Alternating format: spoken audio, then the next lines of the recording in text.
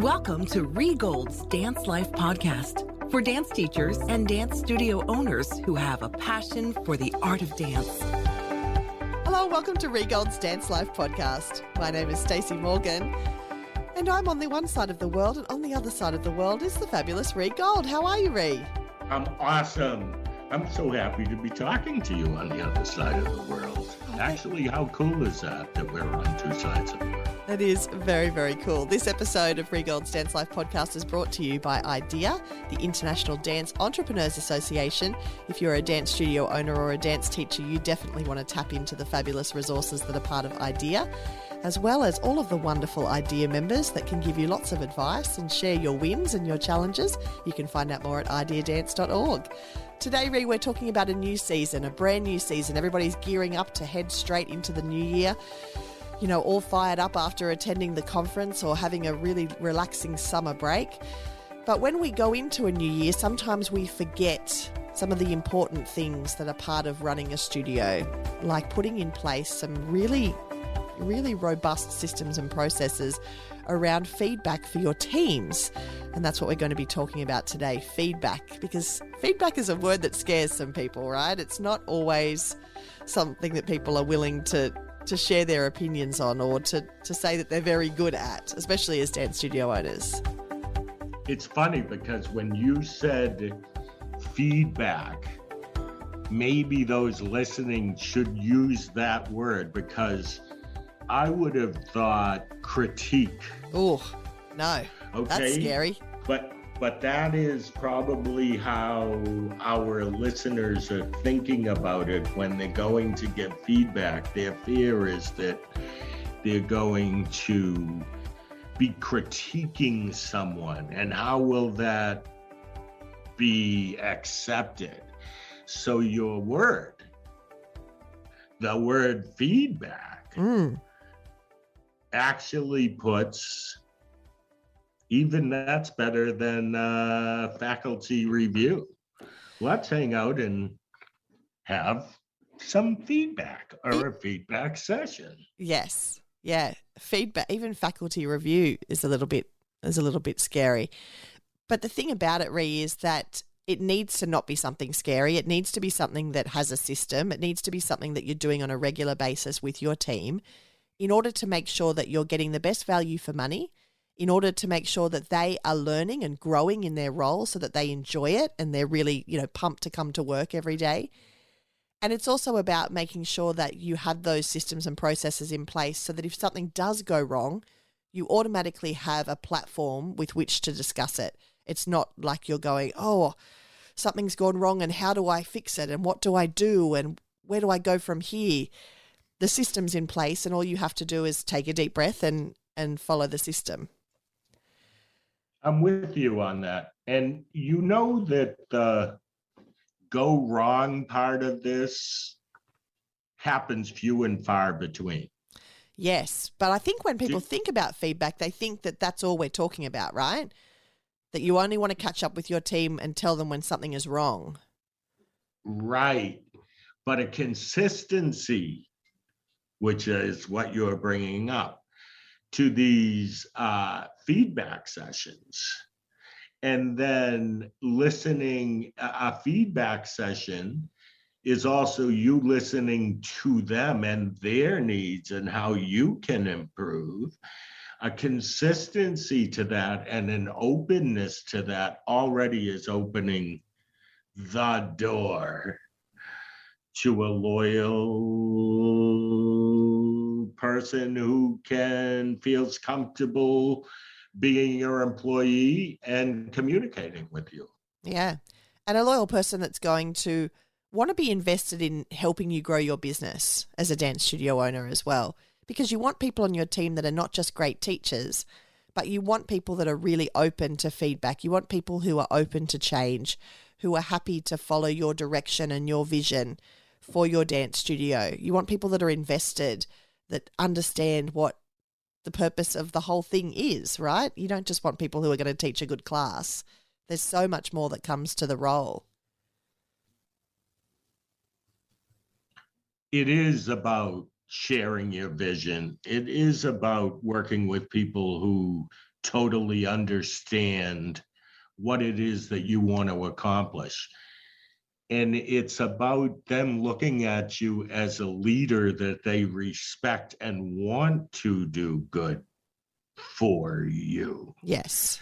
So these evaluations, feedbacks, reviews, whatever we want to call them, can, instead of being afraid of them, it's about building a relationship, a good and strong business relationship. Yes, I And love that. I'll add to that, to those that maybe are nervous about doing a review. Don't think about the maybe one or two things that you might want to fix. Think about 6 or 7 things that you love about them. Mm-hmm. And sandwich in the 2 things that you want to get out there in between the 6 or 7 things that you've written down that are positive. Because we tend, and that's not just because you're beating around the bush, it's going to cause you to express those 2 things in a gentler way, because you caused it, you have now had to think about all the positives about this person. Mm-hmm. And they're gonna take it as, wow, next year I hope she says that about the thing that she just brought up. Like, I don't know, it's a deeper mind thing, Yes. but I think you get it. Yeah. Well, I mean, I think we do that in the studio, right? We have a little person in front of us who is terrible at spring points, but she's jumping really high. So we, of course, say, your jumping was great. Now, when you stretch that leg out in front of you, you have to make sure that it's turned out and your supporting leg's turned out. But it was a really good try. Like, we sandwich stuff all the time in our studios. And I think then when we get into conversations with adults, especially adults that we employ, we kind of forget all of those skills that we already have as teachers. Yes. You are right. We do it on a daily basis with the kids. But it's important for us to remember to do it in those sessions too. I think also there are probably people who are younger than some of their faculty and staff, maybe not as experienced in that style of dance as that faculty person, and they may go in a little intimidated by those people. Do you follow that so far? Yeah. This is how I look at it. You know more about what you need in your business than any of those people. Yes. So let them be really good at their craft and praise their craft. Mm-hmm.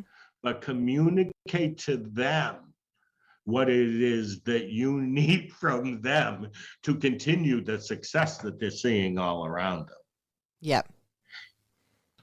Don't be intimidated by them. You are just as awesome at what you do, if not better, because you're able to hire these people. Yes. And that should give you that kind of confidence in yourself to run a meeting and just sit there and go, I'm pretty good at this, aren't I?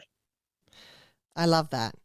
So I think for studio owners, it's important to, at the beginning of the season, to set up, if you don't already have a system in place for these meetings, to set up with your team what that's going to look like. How many times a season are they going to happen? Is it going to be monthly? Is it going to be once a season, at the start of the season, at the end of the season? When is it going to occur? And then communicating that to the people that you're going to be meeting with, so that you don't spring it on them, but also so that they know that when things go well or go wrong during the week or during the year, they don't necessarily have to jump on it straight away. If they know that in 2 weeks' time they're coming up to a situation where they get to sit down with you for 20 minutes and that system is already there. I think for studio owners, it puts out a lot of fires, because you're not always jumping to put that fire out and then jumping to solve that problem and then jumping to, fix whatever's going on over there. It gives the people the opportunity to say, okay, well, that did go wrong, but I know I'm speaking with the dance studio owner in a couple of weeks' time, so I'll add that to my list and then we can, go over all of them at the same time when we meet. And I think that's good reassurance for the studio owner, but also for the teacher too. I'm going to ask you your opinion because I want to see if we stand in the same place. How many times should we have a feedback session on an annual basis? So in my studio, we have them once a term. We have 4 terms a year. So we will have 2 before the middle of the year, and then we'll have 1 straight after we get back, and then 1 as we head towards the recital. And they happen in the same week of every term, so everybody knows when they're coming up, and they have the same structure. So we keep ours to 20 minutes, not because I don't have more time for my team, but I find that 20 minutes is enough time to be able to both have a say, both be able to put our points forward, and I'll talk a bit more about that two-way conversation in a second, but 20 minutes is enough time to both have to say what we need to say. And then if there are any bigger issues or bigger problems that need solving, it at least opens the conversation. And then if the 20 minutes, runs up, you have the opportunity then to say, look, this has been really great. Thanks so much for bringing this to my attention. I need to think about it for a couple of days and kind of work through some solutions. Let's meet up on Monday and then we can work through that.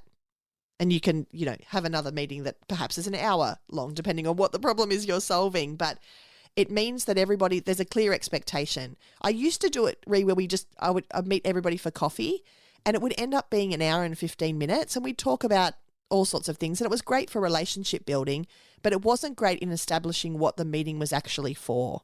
So now I just have coffees with my team where it's just social and we just go out for coffee and it's lovely. But a performance review is completely different and there's a different tone to it and there's a different structure to it. And so I do all of those in my office at the studio and it's different. I actually was thinking, first of all, you gave a great answer there. I feel like you're really organized in this area. In my mind, I was thinking for those who might be initiating this a couple times a year, definitely at the close of a season, because I think that's perfect. And you might say, well, should it be at the start? I'm not sure that it should be at the start. I think it should be a month or 2 in so that... Yeah, I was going to say November's a really good time for performance reviews. I think that's a good concept. I think a couple months in November here in the States, and then at the end of the year. And it, like you said, the consistency, I love that you said 20 minutes. And frankly, I love that you said, it used to be coffee and we brought it not in that direction, and that you're getting business done. Yes, for sure. And so I was going to touch on the two-way feedback. That's something that's also really important, Ree, when you're setting this up with your team. You want to give them plenty of notice and give them plenty of, communication around when this is happening and where it's happening and what it looks like, so they are not going into threat state thinking, oh, I've got to go to this meeting with my boss. Oh my goodness. But you also need to communicate it as what it is, in that it's a two-way conversation. So the purpose of the meeting is for you, yes, to give feedback. I'm not going to use the word critique, but for you to give feedback, and then also for them to be able to express how they're feeling, how they're going, so that you as the studio owner can best support them in their role.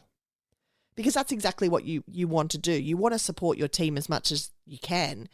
But if they don't tell you what's going wrong or what they need help with, then it's really hard as a studio owner to do that. And people end up just getting cranky and resenting it and wanting to leave. And you don't want that at all. I'm with you 100% on this. I feel like you should ask questions, especially for those who might be intimidated to speak up. Like, you have newer employees or people that just might look up to you and be afraid to speak up and say, are you happy with your classroom situation, your sound system? Or say to them something like, is there something that you'd like to do in the studio that hasn't been offered to you? Yes. Just open it up so that now they'll think of things, and that part of your conversation will free flow from that point forward. Yes? Yes, absolutely. And, I love talking about Brene Brown. I'm such a super fan, and I did a lot of that at the conference. But for me, Brene always talks about being unclear as being unkind. And in those meetings, when you have the opportunity, you have set it up so that you're in the same place, you're together, you're there for a purpose. If you're going to spend the whole time being really unclear, oh, your classes are great. Oh, you're doing really well. Oh, and not actually being really clear with the person, you're actually being really unkind. So as human beings, we want to be able to improve and to grow. That's what gives us job satisfaction. And if we don't get feedback on how we can be better at what we do, then it's really hard for us to feel like we're developing in the role. And people who aren't developing in their roles don't want to stay in that role for a little while.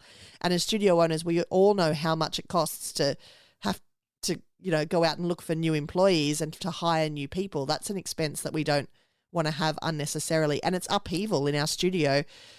Our students need consistency, especially at a time like now. So you want to do everything you can to really make sure that your team feels valued. And I think that starts with being really clear and therefore being really kind, helping them achieve the most they can out of the position at your studio.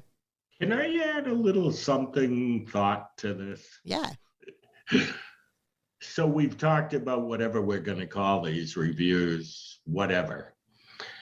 But this communication has to be more than these reviews. There needs to be more. Make sure that you're checking in on your staff. Make sure that you're having regular meetings with Zoom and so many other ways to communicate. Now we can do it, or we can break people into groups and do it. That vibe and valuing each other thing comes with it not just being 2 times a year that we communicate. Yes. Do you get what it's a package? Yes. And it's so important that relationship building is continuous with you and with your team, and for the team with each other as well. It can't just be the one time you sit down at the beginning of the year and the one time that you sit down at the end. It's so important. I think it's also important to talk about what happens after the meeting, because as studio owners, it's one thing to sit down and have the meeting, but it's another thing to then, actually go and action all of the things that we've talked about. So you have an expectation that if you're going to talk to your staff member about the way that they teach tap, and then they go back to the studio and they don't change anything, then you're going to be, cranky about that. But in the same way, if they've, vocalized to you that the state of the bathrooms is not okay and you don't do anything about that either, then they're going to feel like it was a waste of time. So I always make sure I follow up my review meetings with written correspondence. Hi, thanks so much for meeting with me today. This is what we spoke about. Just letting you know, this is the way in which I'm going to action this and this and this. Looking forward to seeing you working on this and this and this. Please reach out if there's anything else I can do to support you. Just so it's in writing, just so there's clarification, because you don't know, even though you're sitting across from someone in those meetings, you don't know what kind of emotional state they're in, and they could be working themselves into a frenzy, thinking that they have done a horrible job and that you hate them and that you never want them to teach there again. And that written follow-up, when people have had a chance to take a breath and outside of that environment, that written follow-up is often really helpful to have them go, oh, yes, that's right, we did discuss that. And, oh, yes, I did tell her about that. So that was good, rather than it just be all emotion. I think that was a really awesome point, Stacey. You actually made me take it think about taking it even further, and maybe this is logical for everybody, but that should go into the faculty folder along with their contracts and all the other things that have, whether it's an accident report that happened during their class time or a complaint from a client. Keep all those things together, and this final summary should also go in there. Yes, absolutely. But you're right. If you're gonna do it and you're gonna be formal about it and you're gonna do it right, you have to stick to what it is that you have either told the employee you're going to make better, or other promises that you make, because then none of this works. Yeah. And to encourage also studio owners to pair this performance review with an observation as well, to kind of take it next level. So if you have the opportunity to get into the classroom before the performance review is scheduled, to be able to observe your teacher in action, to be in the foyer when they're welcoming a class in, so that you do have more tools in your tool belt, essentially, to draw on in that meeting. Well, I saw you teach, junior jazz, and this was great, and this was great, and this was great. And then I saw you teach senior ballet, and this was great, and this was great, and this was great. And giving them a heads up about that as well, because nothing's more intimidating for anybody than to have their boss looking over their shoulder. So I love to pair my observations with my performance reviews so that my team know that in week 5 of every term, I will just turn up randomly and poke my head in the door and see how things are going, and that in week 6 that we then sit down and meet. So my team know to expect that now. And if you're setting up your new season and you're you're putting together your faculty binders and they're going out to your team, then these dates and times of when this is going to happen is a really important thing to give everybody a heads up about. I think if we're finishing up, we can finish on that note. Something really practical. Get your binders out. I think what you just said is brilliant. I would do do what Stacy just said. I look at it as though this is so easy for us to do and can improve our relationships with our faculty and staff, which I'm trying to think of how to say this, which seems to be one of the biggest issues for the studio owners that I work with, is that communication is off, or misunderstandings on a consistent basis.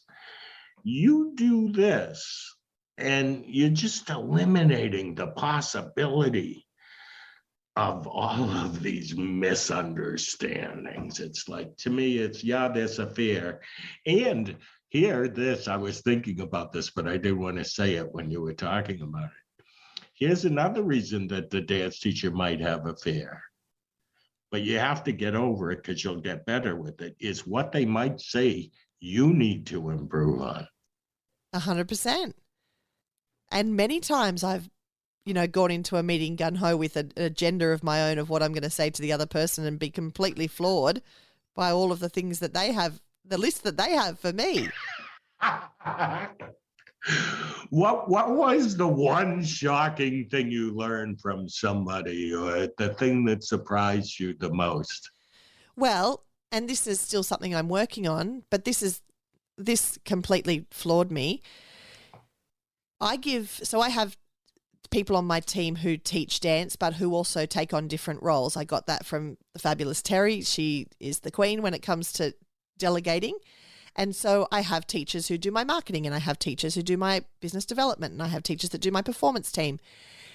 And they have maybe 30 hours a week of teaching and 10 hours a week of admin. And that 10 hours a week of admin, I just say to them, just do it whenever you like. Just get it done. You can do it at home in your pajamas. You can do it here in the office. You can do it in a local cafe. It's completely up to you. And I thought that by doing that, I was giving my team the ability to choose when and how they did it. But for some staff members who really like structure, they took that as meaning that I expected everybody to be on the clock all the time, because giving them that, telling them they could do it at any time and having some people doing it at 8 o'clock at night would mean that those people were then contacting other people in the team needing information. So if they were putting together a document and they needed to know what the 8 years jazz, number was going to be and needed a copy of the music, they would get in touch with other people in the team during that time who were perhaps having dinner with their family and didn't want to be bothered by somebody else on the team. And so it just meant that everybody on the team was always on eggshells because they felt that they could be contacted at any time and would be needed to work. And that was a big shift for me. Yeah, I didn't ever thought about that. Neither had I. I thought I was the best boss in the world. But turns out when we developed office hours, so what we ended up doing was bringing the reins in a little bit, saying, yes, if you have 10 hours of admin, that's fine. You can do 6 of them wherever you like. But every Wednesday morning from 8 till 12, we're going to be in the studio office together and working on things together. So we kind of found a balance between the two. And this was pre-COVID, and we haven't actually brought it back now, but it's something that in the middle of the night I wake up and think, oh gosh, we have to do that. So that there is that structured time where we're all in the same room together, which is great for team building and great for bonding and great for relationship, as well as great for getting work done. And then we have the time, where that if they want to work in their pajamas in the middle of the night, they can also do that as well. But there was just a little bit more structure. And so for those people who like that structure, that's what we implemented. But I remember getting that feedback in a review and just being like, what? Yes. And really having to go away and think about it. I get the contacting the other people. I would not have thought of that. But if you said, I'm going to pay you to do this project, it's 10 hours, and you can do it whenever you want, that's a dream job for me. Yes, I'll do that. But no, I had not thought of the complications. Yes. Yeah. So that was a big learning for me. So studio owners, be very open to the feedback that you will get going into those meetings. I think that's really important. And if somebody says something that surprises you, don't get mad about it. Wonder why they got that impression, even if they're off base. That's how we learn. Mm-hmm. And when we're uncomfortable, that's often when we're doing our best learning. So, yeah, I'm getting older. I'm tired of being uncomfortable. Sorry, Ree. You run your own business. You're going to be uncomfortable for a while. And those that are listening, no matter how long you run a business, when it comes to working with your team, employees, it doesn't get easier when it comes to making tough decisions related to them. Mm. It's still, I hate to say it, but it's more emotional for, I think, dance people, because we're artists and there's a little bit more of a connection than the cubicle office worker, Yeah, definitely. But that's a good thing too. That means that we have these relationships with people in our studio that are lifelong, people that are helping us achieve our dream. And that's really special too. I'd take that over a cubicle any day, Ray. Yeah, but I want to say something on what you just said, little follow-up. I don't know if we're coming up on the end of our time, but also know that somebody can be a part of your studio and your life for 25 years and things change and you don't have to hang on because they've been with you for 25 years if that's not working for the future of your company or your students anymore. Somebody out there needed to hear that today, Ray. Yes, it's important because that's a big thing that goes on, that when I'm coaching or mentoring, it's like, but she's been there for 10 years and she started with me, but she's not doing a good job and I'm losing students because of her. Yeah, that's the tough part of being the owner. Yep. But you can do this. Everybody can do this, should do it, because you deserve it for your own self and eliminating that anxiety that comes with not communicating.